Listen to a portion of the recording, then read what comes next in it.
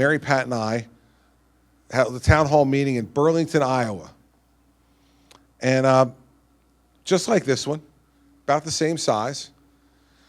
And a gentleman raised his hand, and I called on him. And he stood up and he said, "Governor, I'd like to know what your attitude is going to be and how you're going to conduct yourself as Commander-in-Chief. And I want to let you know this is personal to me, because 4 months from now, we're sending our oldest son to Iraq." And he sat down. And when he sat down, it drew my eye to the person next to him, and it was his wife. And she was crying. And at that moment, I stopped being a candidate for president. And I started being a father. And I thought to myself, the enormous fear and pain that these two folks must be going through. That this most precious gift of theirs, the child that they nurtured from the womb to infancy, childhood, and now young adulthood, they're turning over the precious gift of their son to our government, to our Commander-in-Chief, to fight for our principles around the world. And as a dad, I can't imagine how nervous they are, how scared they are for their son. And as I looked around the room, what I noticed was there were at least three veterans in the room.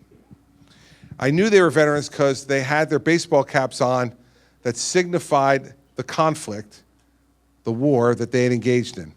There was one gentleman in a wheelchair who's 90 plus years old, who's a World War II veteran. There was a second gentleman who told me later he was 82, and he was a veteran of Korea. And then there was a third gentleman who looked young, and he had on an Iraqi freedom hat. And what I thought when I looked at those guys is I thought about who were the men who sent them into war. For a World War II vet, it was Franklin Roosevelt and Harry Truman. For our Korean veteran, it was Harry Truman and Dwight Eisenhower.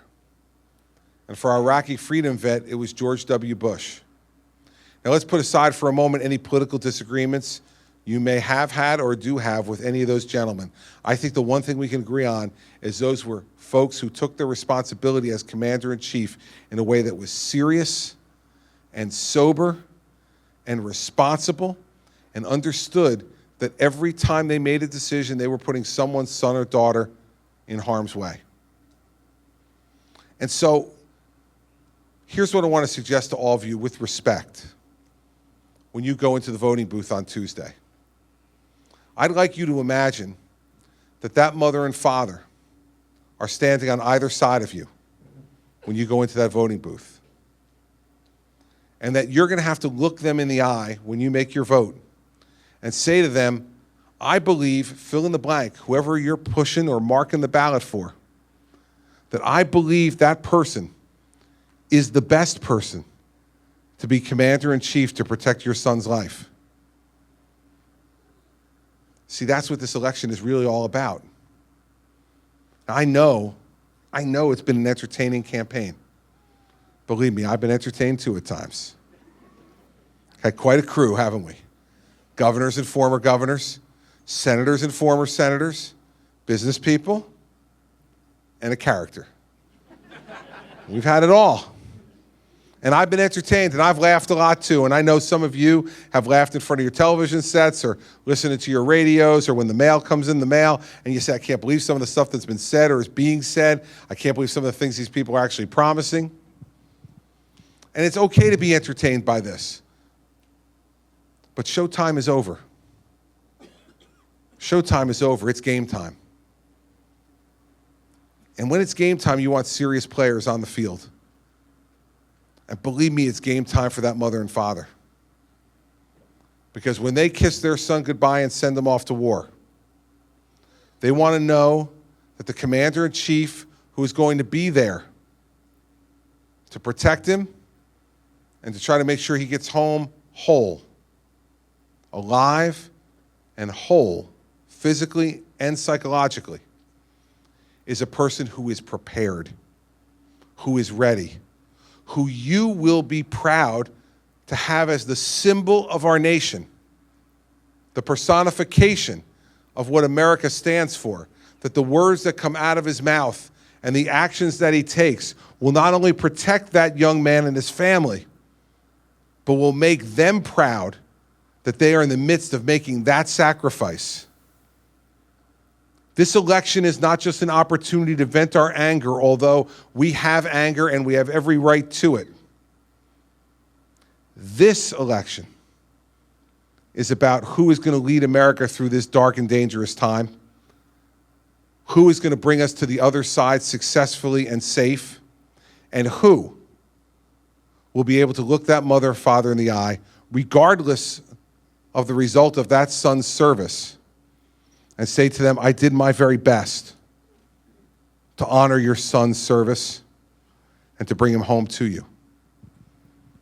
There are names on that ballot next Tuesday. I'd suggest to you that you could not say out loud in that way to those parents. Don't mark them on the ballot. Don't do it.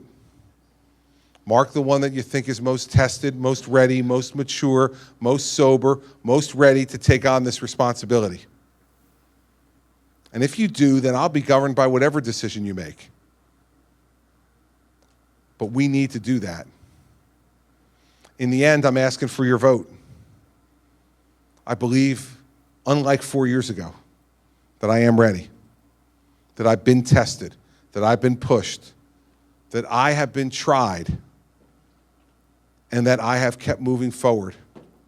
With me, you're never going to have to worry about me running away from the heat. That's not who I am. I run to the heat.